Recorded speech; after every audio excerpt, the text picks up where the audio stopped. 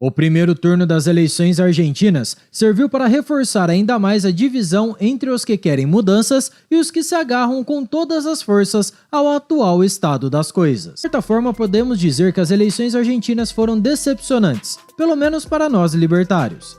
É claro que nós não tratamos a democracia como a vaca sagrada que os isentões veneram, e também não confiamos 100% nesse sistema. O fato, porém, é que com base nas prévias realizadas em agosto e em quase todas as pesquisas eleitorais posteriores, Javier Milei, o ultralibertário de extrema direita, como diz a imprensa tupiniquim, tinha grandes chances de ficar em primeiro lugar. As prévias haviam deixado o candidato governista Sérgio Massa, o atual super-ministro da Economia da Argentina, apenas no terceiro lugar, atrás de Javier Milei e de Patrícia Bullrich, a candidata macrista. De lá para cá, as pesquisas consolidaram a primeira posição do candidato libertário, embora mostrassem também um crescimento de Sérgio Massa. Algumas consultas, inclusive, apontaram para a vitória de Milei ainda no primeiro turno. Infelizmente, o candidato governista acabou ficando em primeiro lugar, com uma vantagem considerável em relação ao libertário. Pelas regras argentinas, para que um candidato vença o pleito presidencial no primeiro turno, ele precisa atender a pelo menos uma das duas regras. Ele deve possuir um total de votos válidos superior a 45%, ou então, ele precisa ter pelo menos 40% dos votos, desde que com uma vantagem superior a 10% em relação ao segundo colocado. Sérgio Massa não conseguiu nenhum desses números. Com a quase totalidade das urnas apuradas, o candidato governista soma 36% dos votos, enquanto que Milei atingiu a marca de 30%, e Patrícia Bullrich chegou aos 23% dos votos. Outros dois candidatos menos relevantes, que chamaremos de Ciro e Marina, tiveram uma votação pouco expressiva. Portanto, teremos um segundo turno para as eleições presidenciais em 10 de dezembro. Chamou bastante a atenção o índice de abstenção no pleito argentino. Apenas 74% dos 35 milhões de eleitores aptos a votar compareceram às urnas. Esse é o pior índice em 40 anos de democracia, muito superior ao índice de abstenção das últimas eleições presidenciais em 2019, quando 80% dos eleitores votaram no turno único da disputa. A ausência de tantos eleitores pode ser explicada em partes pelas fortes chuvas que caíram na Argentina no dia da votação, ou então pode ser que o povo argentino já esteja mesmo perdendo a fé na democracia. De qualquer maneira, o que vimos após as prévias de agosto foi um governo argentino jogando cada vez mais sujo para conseguir pelo menos um segundo turno contra Javier Milei. Houve de tudo, desde promessas irrealistas e manipulação do câmbio do peso, até mesmo sorteio de eletrodomésticos. Rolou até mesmo um empréstimo camarada por parte do governo Lula, que ainda cedeu alguns marqueteiros para a campanha eleitoral de Sérgio Massa. Aliás, até mesmo alguns observadores brasileiros, como a Suprema Ministra Carmen Lúcia, foi para a Argentina para acompanhar as votações. Meio estranho isso, não é mesmo?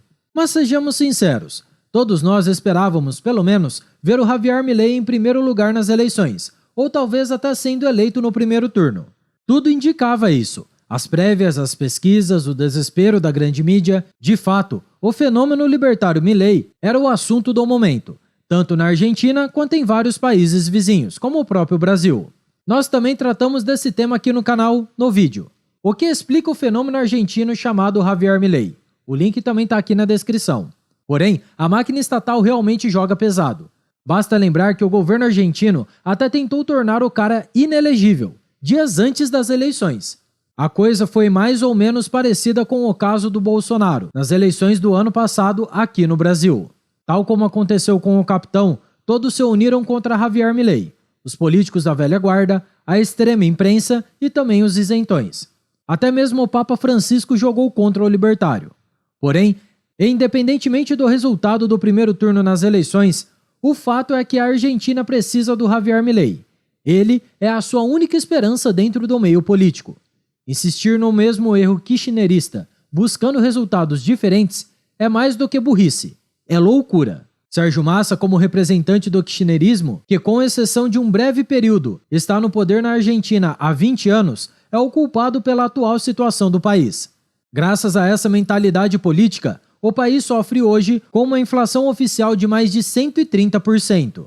E subindo. Por lá, $1 compra 1.000 pesos e a taxa básica de juros está em constante ascensão. Agora, se os argentinos vão perceber isso em tempo, não dá para saber. O que nós libertários sabemos é que a democracia é mesmo um grande engodo. Uma vez que não há equilíbrio entre as forças em disputa e posto que todo establishment se posicionou contra um único candidato, é óbvio que não estamos falando de uma disputa justa. Ainda assim, é interessante ver como um candidato declaradamente libertário conseguiu ir tão longe, mesmo tendo ideias tão disruptivas. Javier Milei prega coisas como o fim do Banco Central da Argentina, a dolarização total da economia e a extinção de diversos ministérios. Isso parece até mesmo um sonho, não? Podemos perceber, portanto, que grande parte do eleitorado argentino realmente não aguenta a atual situação, confiando mais na mudança que o novo, o total diferente, pode fazer na economia do país. Mas afinal de contas, o que ele conseguiria fazer caso fosse eleito? Até porque essa possibilidade ainda existe, apesar do balde de água fria que foi o resultado das eleições. Se os votos da Patrícia Bullrich forem realmente votos anti-kirchnerismo, pode ser que eles migrem para Javier Milei, colocando-o à frente de Sérgio Massa. Caso isso realmente ocorra, então pode ser que sim, a liberdade avance na Argentina, como inclusive sugere o nome do partido de Milei. Porém, há muito a ser feito lá. Nós brasileiros sabemos bem como a coisa funciona, pois vimos como a máquina estatal trabalha e como o sistema é resiliente, tendo uma grande resistência a mudanças fundamentais. Por aqui, Bolsonaro foi prejudicado por todas as forças estatais. Até mesmo o Supremo-Ministro Gilmar Mendes falou com todas as letras que o STF atrapalhou o governo do capitão. Não dá para garantir que na Argentina, Javier Milei teria uma vida mais fácil do que a do Bolsonaro aqui no Brasil. Até a mídia da Argentina já está claramente desesperada com a possível vitória de Milei. A grande verdade, porém, é que as mudanças reais não vêm do governo, justamente porque o Estado possui diversos mecanismos concebidos para manter o status quo. As mudanças fundamentais e definitivas vêm de baixo, do próprio povo, e elas já estão acontecendo entre os argentinos. Enquanto nossos irmãos vão cada vez menos às urnas para votar de forma política, cada vez mais argentinos estão votando com seus pés e com o seu dinheiro. No caso de uma agora provável vitória de Sérgio Massa, não descartamos uma migração em massa do povo argentino. Seria um movimento de pessoas votando contra o kirchnerismo com seus próprios pés, buscando um pedaço de terra com um pouco mais de liberdade econômica. O que não dá para negar, porém, é que cada vez mais argentinos vão votar com o seu dinheiro, rejeitando a moeda estatal do país em favor de moedas estrangeiras, ou mesmo em favor de soluções realmente efetivas, como o Bitcoin. A esperança ainda não morreu por completo. Teremos um segundo turno bastante acirrado, e ninguém é agora capaz de prever para onde as coisas vão. E isso se aplica aos institutos de pesquisa e também a nós, libertários. Tudo pode acontecer, e pode ser que Javier Milei venha a ser de fato o primeiro presidente libertário do mundo. A única certeza que temos, contudo, é que, independentemente da política e dos resultados macetados das eleições, o movimento da liberdade segue firme na Argentina. O kirchnerismo pode até vencer nas urnas, mas algo de fundamental mudou, de forma definitiva entre os argentinos. Não importa quem ocupe a Casa Rosada no próximo ano. Na Argentina, la libertad avança. Obrigado por sua audiência. Se você gostou do vídeo, compartilhe em sua rede social. Caso deseje ser avisado de outros vídeos, clique em se inscrever e depois no botão da campainha. Até a próxima e viva la libertad!